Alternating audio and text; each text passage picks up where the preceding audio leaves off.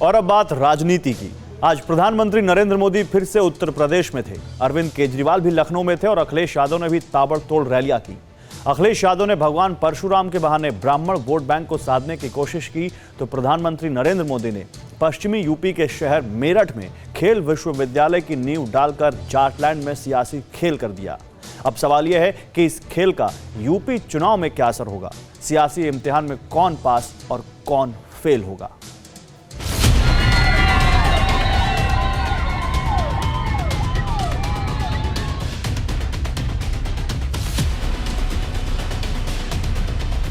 सियासी लड़ाई में विरोधियों को परास्त कर बीजेपी को विजेता बनाने के लिए यूपी के युद्ध में उतरे प्रधानमंत्री मोदी का ये अंदाज है।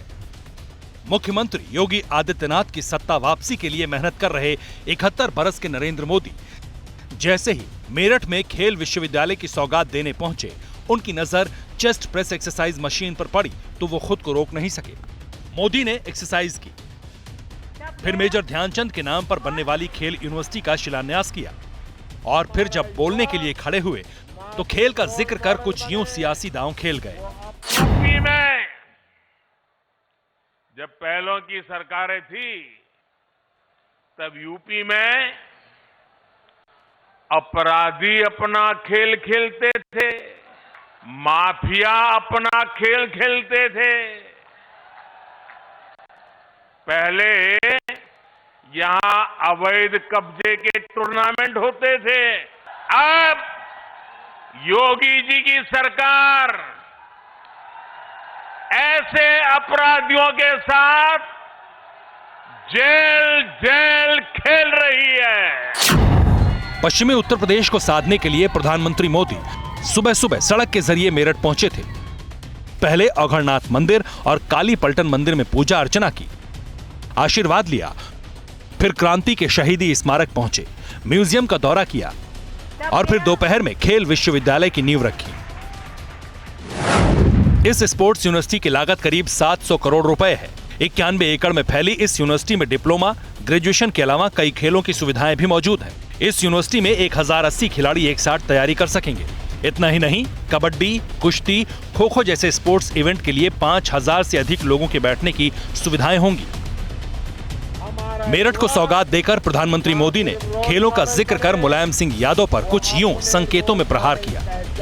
सरकारों की भूमिका अभिभावक की तरह होती है, योग्यता होने पर बढ़ावा भी दे और गलती होने पर ये कहकर ना टाल दे कि लड़कों से गलती हो जाती है।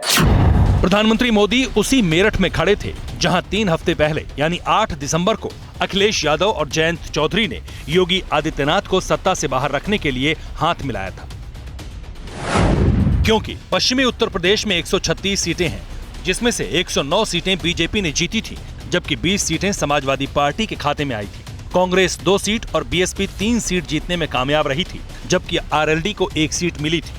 पश्चिमी उत्तर प्रदेश में जाट 20% के करीब हैं, तो मुस्लिम 30 से 40% के बीच हैं। प्रधानमंत्री नरेंद्र मोदी ने मेरठ में चौधरी चरण सिंह के विराट व्यक्तित्व की विवेचना कर अखिलेश और जयंत की जोड़ी की जड़ पर चोट करने की कोशिश की, तो मेरठ से करीब 600 किलोमीटर दूर अखिलेश यादव ने भगवान परशुराम के जरिए बीजेपी के ब्राह्मण वोट बैंक पर कुछ यूं जुबानी फरसे से प्रहार किया। आज बड़ी संख्या में ब्राह्मण समाज भी समाजवादी पार्टी को आशीर्वाद देने आया है और हम भविष्य में ये कह सकते हैं कि जिस तरीके से परशुराम जयंती के लिए छुट्टी थी वो दोबारा होगी और संस्कृत के जो शिक्षक थे, जो पाठन का कार्यक्रम होता था, यूनिवर्सिटी थी, जो तमाम समाजवादियों ने काम किए थे, जो इस सरकार ने रोके, भविष्य में बजट दे करके अगर हमें संस्कृत के अध्यापकों का सम्मान करना पड़ेगा तो समाजवादी सरकार में होगा। समाजवादी पार्टी के नेता संतोष पांडे ने भगवान परशुराम की प्रतिमा स्थापित की है। मंत्रोच्चार के बीच तिलक चंदन लगाए अखिलेश यादव के एक हाथ में भगवान परशुराम का मार्का फरसा था और दूसरे हाथ में सुदर्शन चक्र। जयकारों के बीच पुष्प वर्षा हुई। फिर परशुराम की प्रतिमा उठाकर अखिलेश यादव ने नई लकीर खींचने की कोशिश की और ये सब इसलिए हुआ क्योंकि उत्तर प्रदेश में ब्राह्मण वोटर्स की संख्या 12% के करीब है। करीब 5 दर्जन से ज्यादा सीटों पर ब्राह्मण वोटर निर्णायक भूमिका अदा करते हैं। 1 दर्जन जिलों में ब्राह्मणों की आबादी 20% से ज्यादा है। 2017 में बीजेपी के 312 विधायकों में 58 ब्राह्मण चुनकर आए थे। 56 मंत्रियों में योगी सरकार में डिप्टी सीएम दिनेश शर्मा, जितिन प्रसाद, श्रीकांत शर्मा और ब्रजेश पाठक सहित 9 ब्राह्मण मंत्री हैं।